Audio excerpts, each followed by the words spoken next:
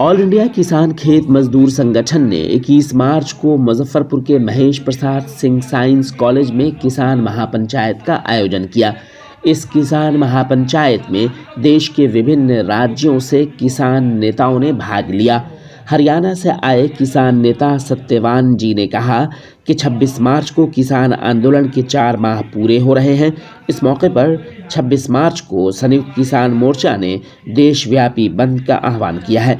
उन्होंने कहा कि किसानों के खिलाफ सरकार ने सुप्रीम कोर्ट का इस्तेमाल किया, उसके बाद 1.5 साल तक काले कानून को ठंडे बस्ते में डालने की बात कही। उसके बाद 26 जनवरी को मोदी और अमित शाह ने साजिश करके किसानों के लिए दिल्ली जाने के लिए अलॉटेड रूट को बंद कर दिया और किसानों को बदनाम करने की कोशिश की।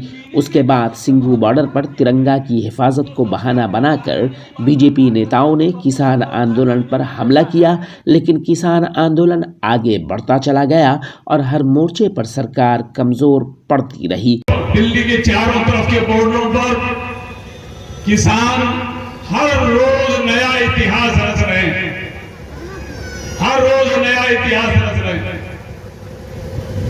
जब से मोदी सरकार ने ये 3 काले फरमान जारी किए थे पिछले साल जून महीना में 5 जून, तब से देश के कोना कोना में यह आंदोलन चल रहा है। सत्यवान जी ने कहा कि बहुत जल्द सरकार को 3 काले कृषि कानून और बिजली बिल 2020 वापस लेने ही होंगे। उन्होंने कहा कि 3 काले कृषि कानून और बिजली संशोधन बिल 2020 को अलग से न देखा जाए। ये सब एक ही उद्देश्य यानी किसानों की खेती और ज़मीन पर कॉरपोरेट घरानों का कब्जा कराने के लिए हैं।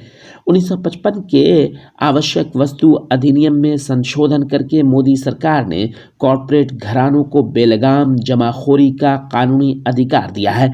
इससे आवश्यक वस्तुओं के दाम बेतहाशा बढ़ेंगे और इसका नुकसान आम जनता को भुगतना पड़ेगा। हरियाणा के किसान नेता सत्यवान ने कहा कि भारत में 86% छोटे किसान हैं, उन्हें प्राइवेट कॉरपोरेट मंडियां तबाह कर देंगी। क्वालिटी के नाम पर छोटे किसानों को लूटा जाएगा।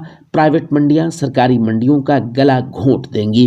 बिजली संशोधन बिल 2020 के कानून बनने से बिजली की पैदावार से सप्लाई तक सब कुछ निजी हाथों में चला जाएगा।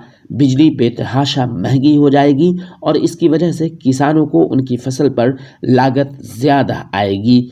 इसलिए 3 कृषि कानून और बिजली बिल 2020 इन सब के खिलाफ किसानों और आम जनता को खड़े हो जाना चाहिए। हरियाणा के किसान नेता सत्यवान ने कहा कि तीनों काले कृषि कानून और बिजली बिल 2020 सरकार को वापस लेने ही होंगे और साथ ही एमएसपी पर फसलों की खरीद की गारंटी का कानून लाना होगा, तभी किसान अपने घर वापस लौटेंगे।